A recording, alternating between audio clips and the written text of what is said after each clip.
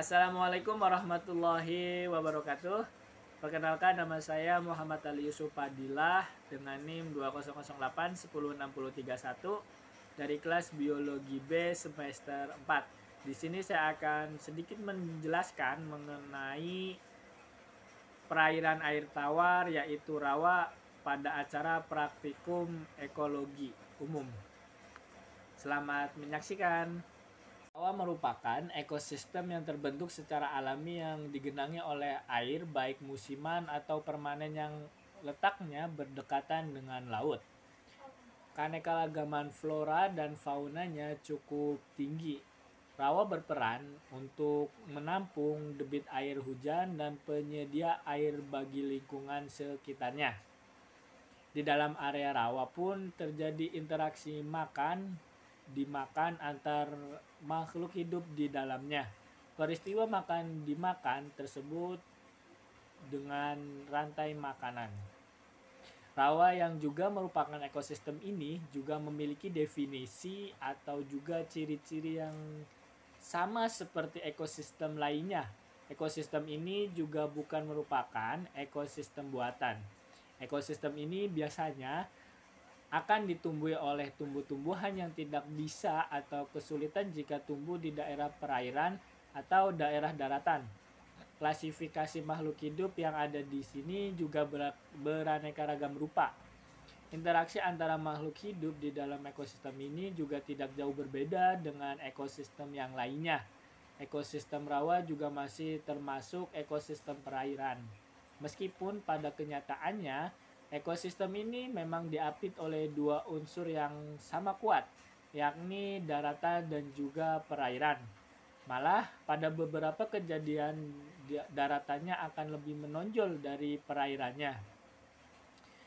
Ciri-ciri ekosistem rawa sama seperti ekosistem yang lainnya. Ekosistem ini tidak juga jauh berbeda dengan ekosistem perairan yang lainnya. Untuk lebih jelasnya mengenai ciri-ciri ekosistem dapat dijelaskan pada di bawah ini. Yang pertama itu terdapat variasi suhu yang tidak terlalu mencolok, sama seperti yang ada pada ekosistem danau. Pada ekosistem ini pula suhu tidaklah terlalu mencolok, bahkan bisa dikatakan tidak ada perbedaan antara siang dan malam. Pada ekosistem ini juga tidaklah berbeda, hanya beberapa derajat saja perbedaannya. Variasi suhu yang tidak mencolok ini dipengaruhi oleh beberapa faktor.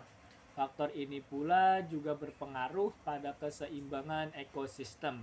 Salah satunya adalah antara daratan dengan perairannya yang tidak terlalu dalam.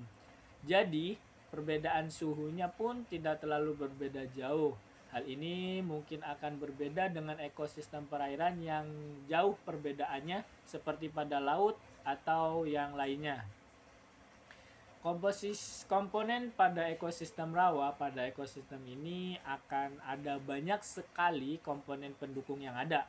Karena ekosistem ini yang berada di dua unsur yang sama-sama besar, maka komponennya akan beragam pula.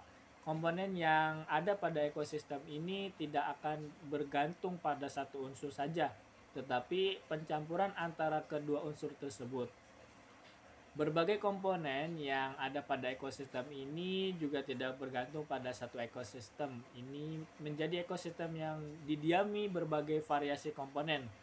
Meskipun komponen-komponen yang ada tidak berbeda jauh dengan yang lainnya.